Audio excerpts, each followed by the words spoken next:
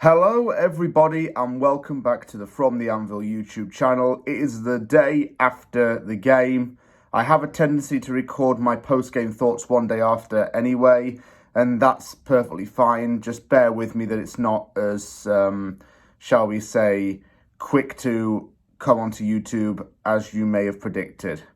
But away from my constant apologies at the start of videos, it finished Tottenham Hotspur 1, West Ham United 2 at Tottenham Hotspur Stadium. I'm not going to rub it in. I'm not going to glow. I'm just going to give a attempt to give a completely unbiased review of the game without trying to mock any Spurs fans. If you're West Ham, you're on cloud nine with this because it really does keep our European hopes alive and we're 3 points away from that big sixth place. For Spurs, it's 5 games without a win. And it's starting to feel reminiscent of Spurs of past times. I suppose I can put a Scrooge reference in there. It's like the ghost of Spurs' past is coming back again to dump a waste all on the club. I'll go into the starting lineups. For West Ham, Fabianski had to come in for Areola as the latter suffered a wrist injury during the warm-up. Zuma was back and in defence with Agard. Sofala Emerson as the fullbacks, Alvarez as the 6, Ward-Prowse and Soucek as the centre mids, Kudus, Paquetá and Bowen as the attack line. I would never have imagined that the score would end up this way, and even if a little bit of luck were involved, I'm foreshadowing events when I say that, it still didn't feel like a very promising game full of hope for West Ham. The suggestions from the start were that we would get obliterated. We were very nervous and we weren't even able to move the ball into Spurs' half. We didn't touch the ball at all. It was just a case of clearing the ball out, and even that way it allowed Spurs to maintain possession. 1-0 came and it was Christian Romero on his return to the side with a looping header from a corner. I think, 2 people went to head it and Romero just got the better of him. It looped in quite wildly. Fabianski had no real chance.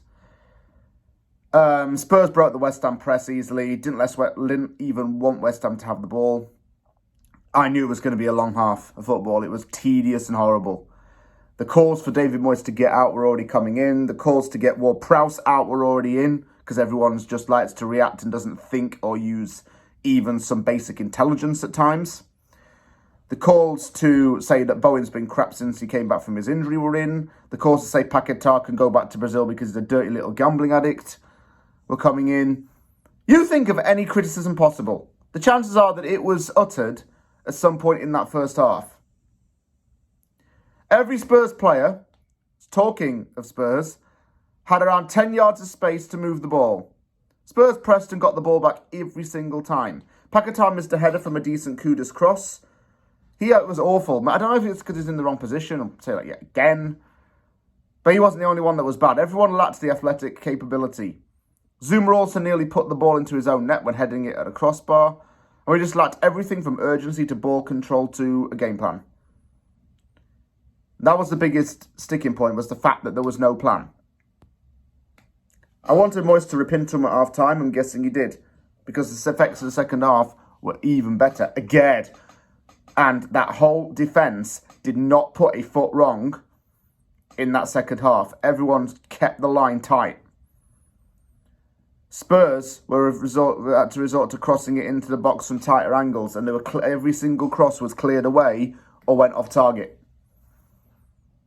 That was good to see, how the defence kept its guard up. Emerson, one of the best left-backs this season, if you ask me. The way he links well with a proper left mid/left winger, we'd be truly dangerous. He links up well with Paquetá as well on that side, and they had a lot of connectivity again. We have a habit of conceding within the 45th to 60th minute of games. I've said it in a prior video. This time, the reverse psychology kicked in and West Ham scored within that time frame and got the equaliser, albeit fortuitous.